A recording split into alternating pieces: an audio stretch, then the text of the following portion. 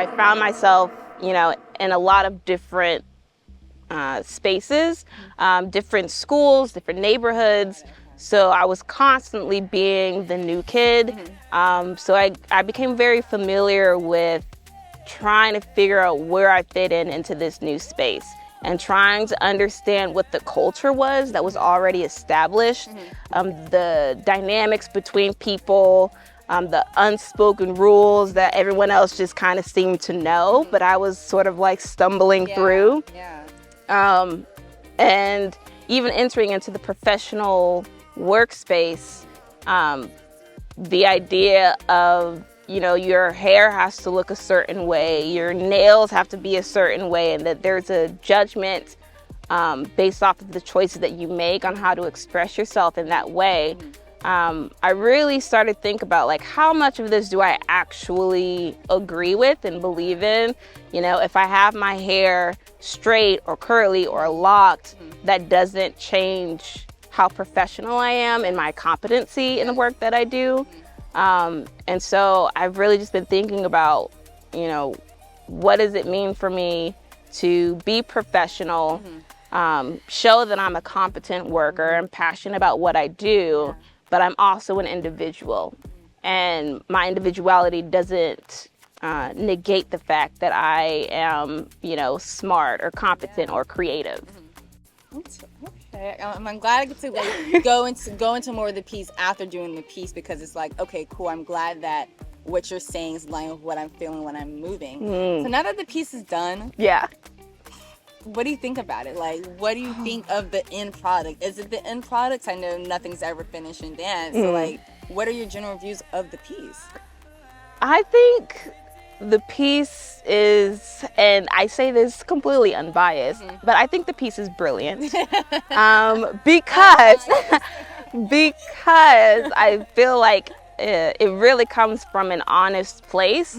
And I think that it works as a great foundation to create more work, more stories off of it. Because through this one, I really mainly focused on, like, the differences between how we physically present ourselves in more professional spaces or in more social spaces, as well as for a dancer, what it feels like to be jumping in between styles that are familiar to you and unfamiliar to you. So that was kind of like the groundwork scape of it. But moving forward, I feel like I can do even more stories, go even more in depth, and show different aspects of it, because there's positive and negative connotations when it comes to code switching or assimilation. And I think that there's so much to be uncovered from it. So I'm happy that this was the great jump start from it. Yeah, no, I could definitely see this piece being like sections of like a 30-minute. No, because this is a good start to tackle all the style issues that we're going through. And I think code switching is a great start, because that's something that we know what it is. Even when we don't know that word, we are naturally doing it. And so I think this is a great start for like a larger production. Hopefully. In the future, coming soon. Let me see. Do I have one more question? Oh, my own personal question. Okay. So for the ballet section, you opened a book, chose a random word, and we figured it out. Was that purposeful? Or like, what was the thought behind it? Because I enjoyed doing that. It was fun. It was challenging. But also, I was like, this is different and unique. Like, is it gonna work? How are we gonna make it work? And it worked. So, what was the thought going into that? I really pulled from my modern contemporary roots. And with Cunningham, he really did a lot of just random picking from it. And I figured, I have a ballet foundation, but I'm working with a dancer who is more advanced in that than I am.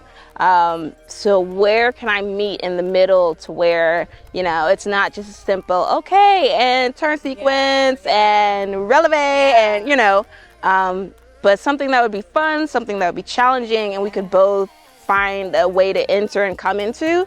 So I was like, well, why don't I have this ballet dictionary, why don't I just flip through and then just choose and then stitch it together. And I didn't know if it was gonna work. I was like, you know what? I'm not even sure what half of these words mean, but if it looks weird, if it looks awkward, then I think that just, it still connects and relates to the piece. And then if we were able to fumble around and make it work, then that also says something about like how we're trying to force something to fit and to something to make sense on our bodies. Good. Literally, my whole theme life is that forcing and flowing. And I like how the process of working with you was it was collaborative, but not in a sense of like, hey, Mom, think of 8 counts and 16 counts, which I do not like. I do not like when Carter's like, it's a lot of pressure. I'm like, if you want me to improv your piece, right? Okay. So I really appreciate that. It was very collaborative,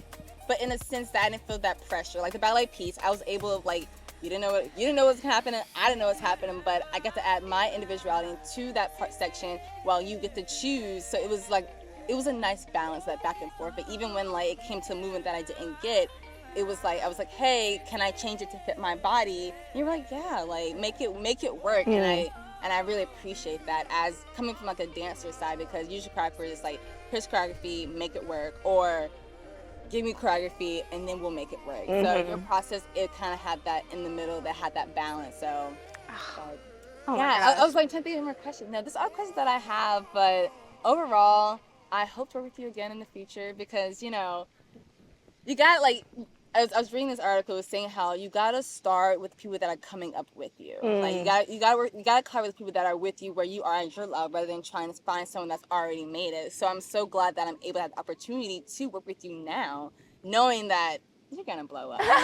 Like knowing that you are going to become something, like you're early in your career. So it's like kind of an honor and a privilege to be able to start, be like, hey, I danced with Jurne back in the day when we were in, right, we have that connection. We were in Greensboro 10 years ago, and then I see you like as the dance was very small. I see you 10 years later. I'm like, oh snap! Hey, what piece? I'm gonna be calling you like, hey, Mulata, I have another piece for you. Let me know. So this, like, I recognize, like, and also you're a wonderful teacher, a wonderful choreographer, like a wonderful dance. So it's like the fact that being able to start with you now at the beginning of career, and knowing that it's just gonna take off is just. So don't cry. it truly is an honor. So like I said again, thank you so much for growing me as a dancer and just let me do this opportunity and perform and create my first dance film. So thank you. Absolutely. Oh my gosh. Somebody get the tissue. And I was like, okay,